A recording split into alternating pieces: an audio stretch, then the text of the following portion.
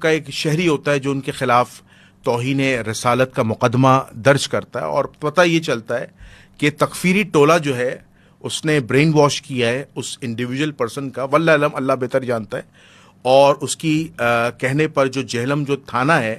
وہاں پر F I R درج ہوئی ہے اور توہین رسالت 295C کا کیس درج ہوا ہے۔ اب یہ توہین رسالت کا کیس کیوں درج ہوا کہ انجینئر محمد علی مرزا صاحب کی اس سے غالباً ایک ہفتہ پہلے کو ایک پوڈ کاسٹ ہوئی تھی ایک صحافی کے ساتھ، ایک سمجھ لیں ویلاگر کے ساتھ، اور اس کے اندر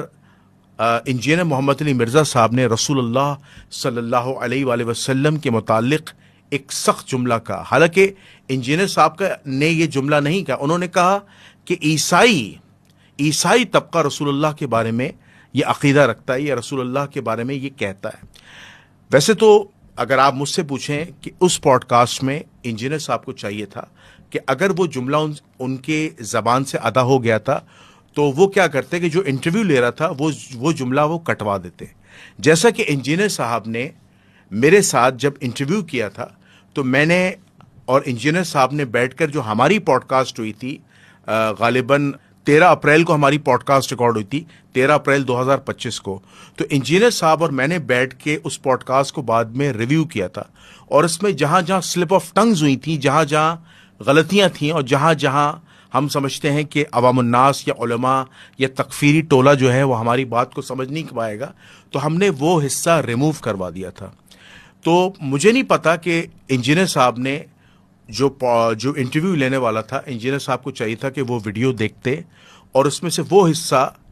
جس کی وجہ سے آج انجینئر صاحب کی گرفتاری ہوئی ہے اور آج انجینئر صاحب مصیبت میں پریشانی میں، وہ حصہ ریموو کروا دیتے۔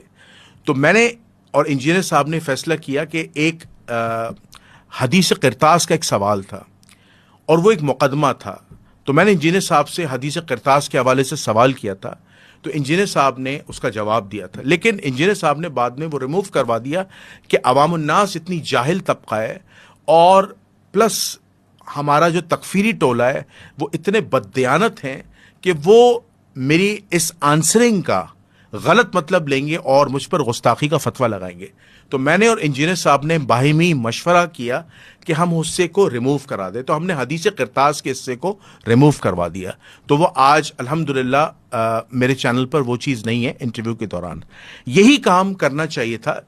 انجینئر صاحب کو یا اس پوڈ کاسٹر کو، اس جرنلسٹ کو، کہ وہ جملہ ریموو کروا دیتا۔